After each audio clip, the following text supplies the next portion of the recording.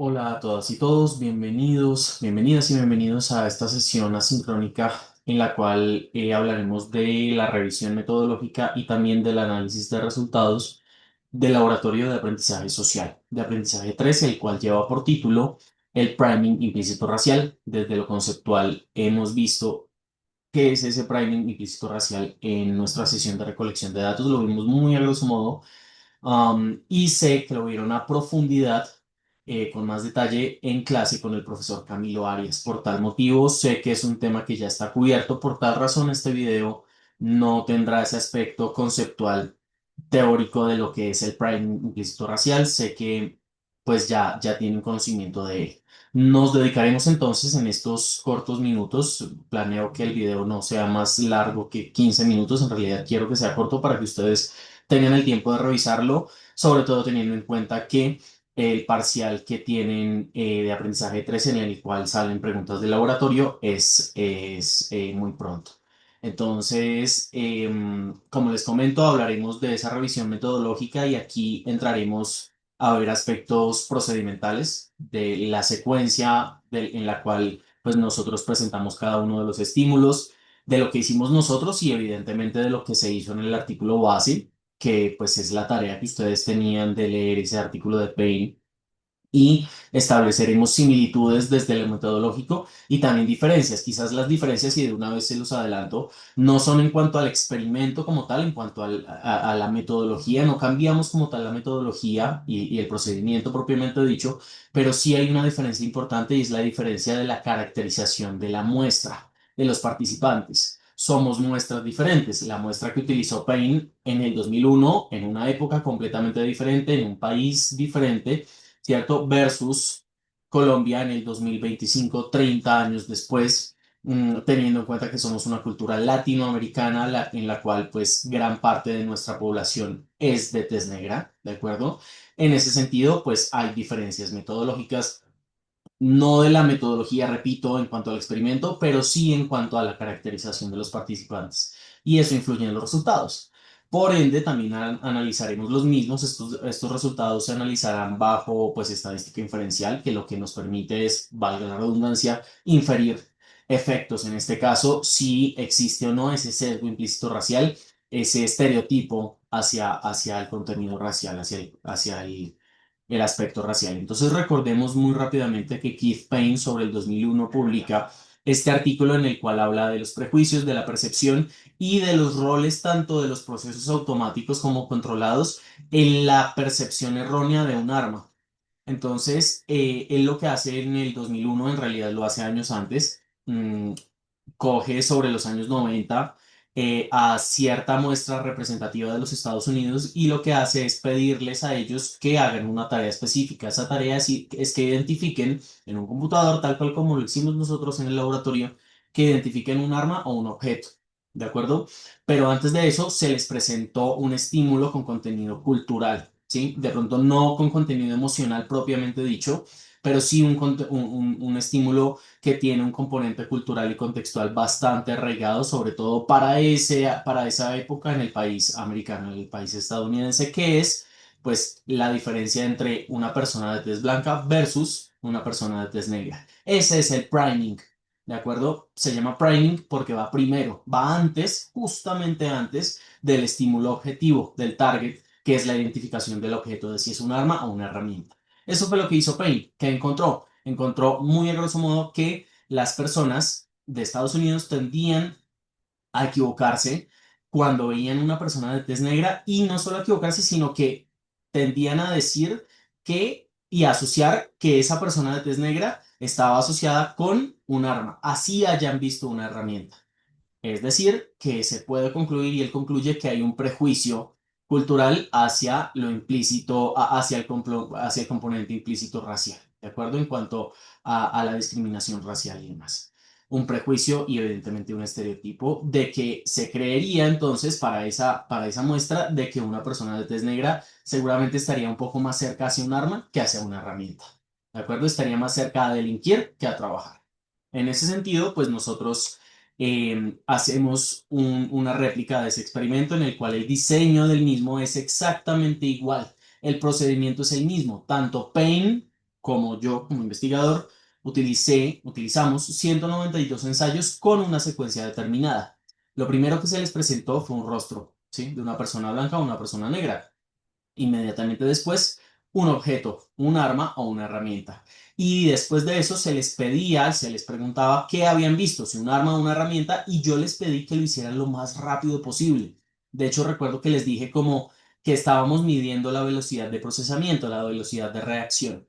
Y en realidad esa fue la estrategia que yo encontré para ponerles a ustedes esa condición de que lo hicieran lo más rápido posible y eso tiene una explicación desde lo metodológico.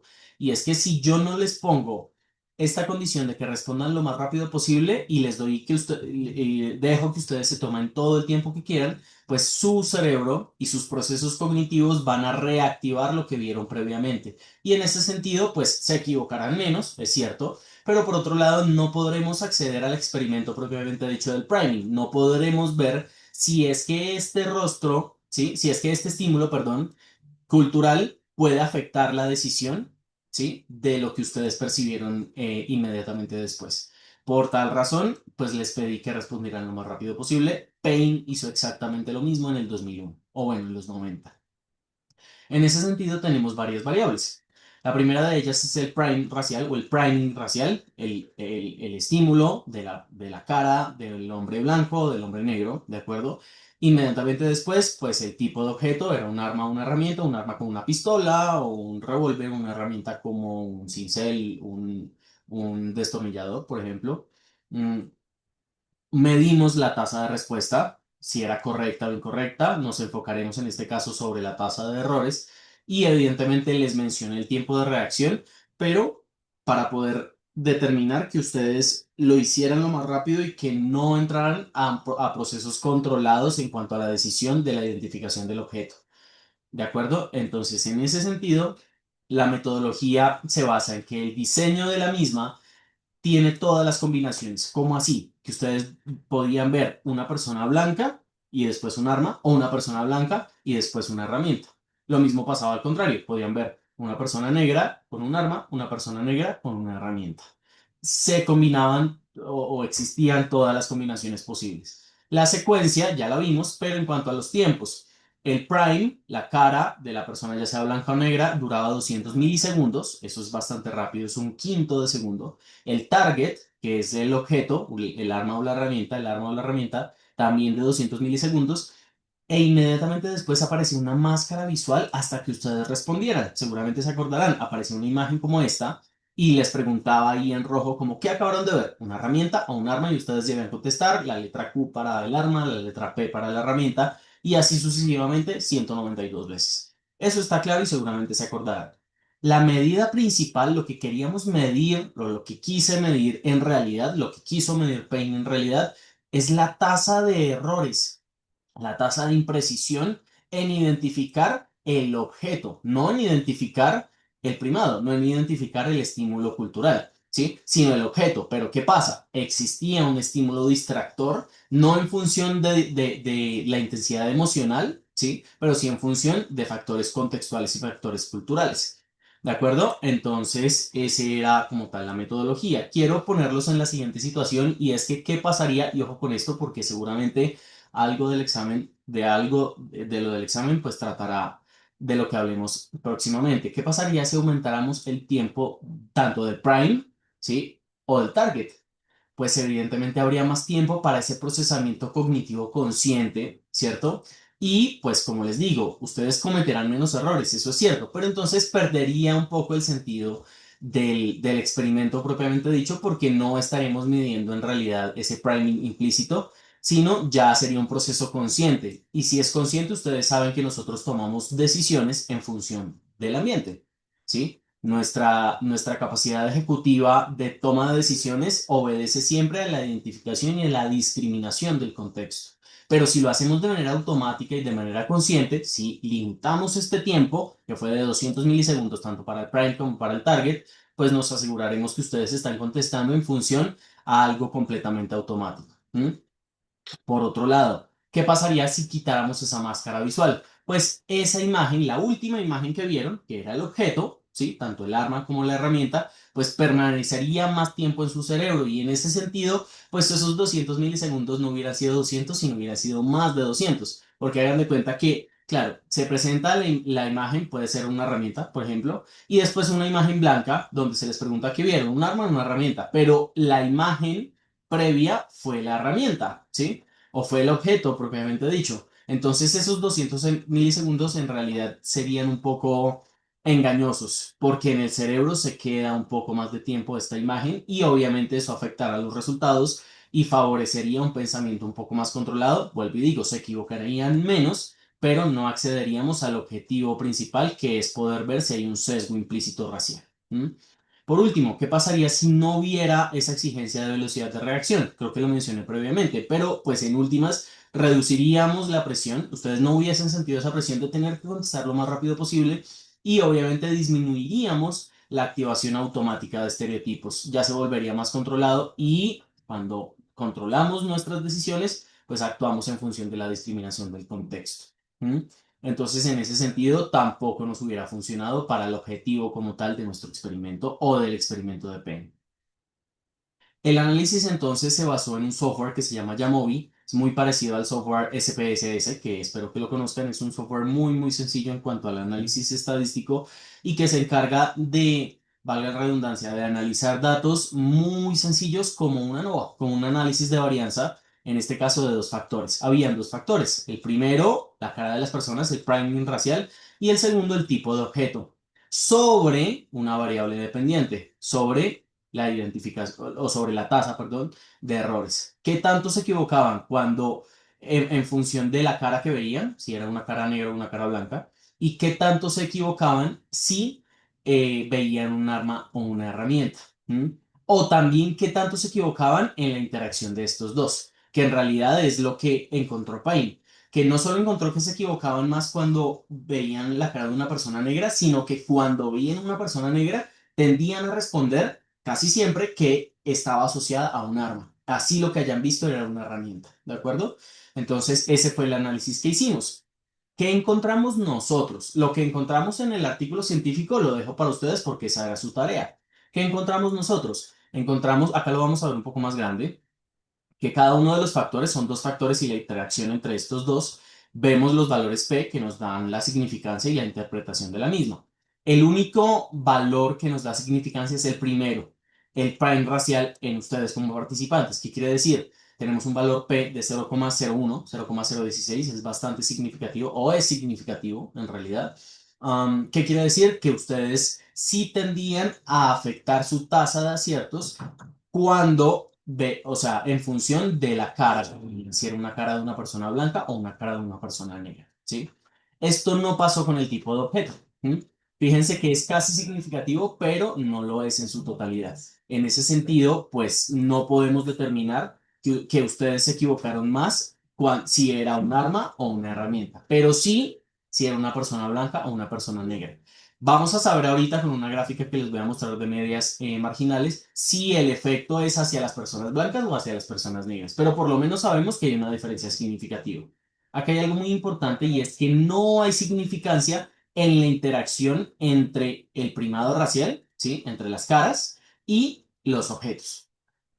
Esto es bastante interesante por lo siguiente, y es que Payne sí que encontró significancia en la interacción entre estos dos factores. Es decir, él sí encontró que, como les mencioné, cuando veían una persona blanca, generalmente contestaban haber visto un arma, ¿sí? Cosa que pues le permitió concluir que había un priming implícito facial, que había un sesgo implícito o había un estereotipo arraigado muy seguramente a factores contextuales previos en función del contenido de la discriminación racial en la cual para los 80, 70, 60 se vivió de una manera bastante importante en Estados Unidos. Nosotros no encontramos eso. Por lo menos la estadística no lo apoya, ¿de acuerdo?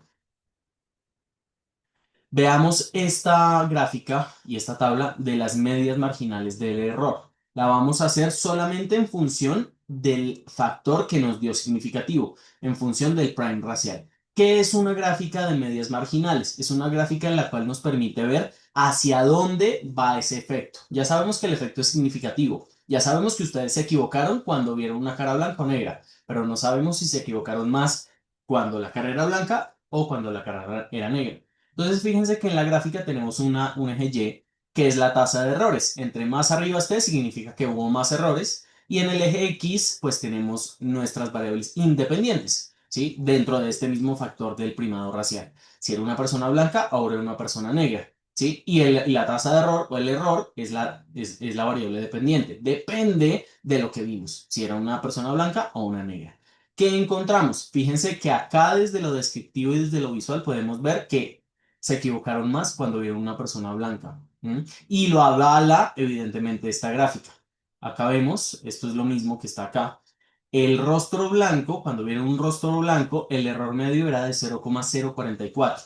Y el rostro negro, perdón, el error medio cuando vieron un rostro negro fue de 0,035 solamente. Acá lo podemos ver, fíjense. 0,035 y 0,44. Está un poco por debajo de 0,045. Eso en realidad es completamente opuesto a lo que encontró Payne en su estudio original. Nosotros, o bueno, ustedes tuvieron más errores cuando identificaron un rostro blanco. ¿Mm? ¿Qué podemos concluir de todo esto? En primer lugar, que pues bajo la significancia y bajo los análisis estadísticos, pues la raza del rostro sí influye en la percepción, perdón, en la precisión de la identificación. Pero en este caso fue una relación completamente inversa versus el artículo de Payne. Ellos se equivocaron más cuando vieron personas negras y nosotros o ustedes se equivocaron más cuando vieron personas de tez blanca, ¿sí? Pero eso nos lleva a la siguiente pregunta y son las implicaciones que esto tiene, ¿sí? Los estereotipos varían en función del contexto, en función del ambiente, en función de la cultura y obviamente de los participantes. No es lo mismo la muestra de Payne estadounidenses en los años 90 que nosotros, o bueno, ustedes, colombianos, 30 años después, en la cual pues nuestra cultura y gran porcentaje de ella son personas de tez negra, ¿de acuerdo? En función de eso, pues evidentemente los resultados nos dieron diferentes y uno puede pensar que los resultados cambian en función de las diferencias de sus participantes. Es importante encontrar esto porque nos permite replicar estudios como lo que estamos haciendo, lo que hicimos para entender efectos psicológicos que varían. Los estereotipos no son estáticos, varían en función de condiciones culturales y condiciones contextuales. Ellos tenían, perdón, condiciones culturales y contextuales diferentes que nosotros no, ¿sí? En ese sentido, es bastante importante que tengamos esto en cuenta. Chicos, hasta acá, digamos, es este video. Será bastante corto, no sé cuánto tiempo llevemos, pero no creo que sean más de 20 minutos.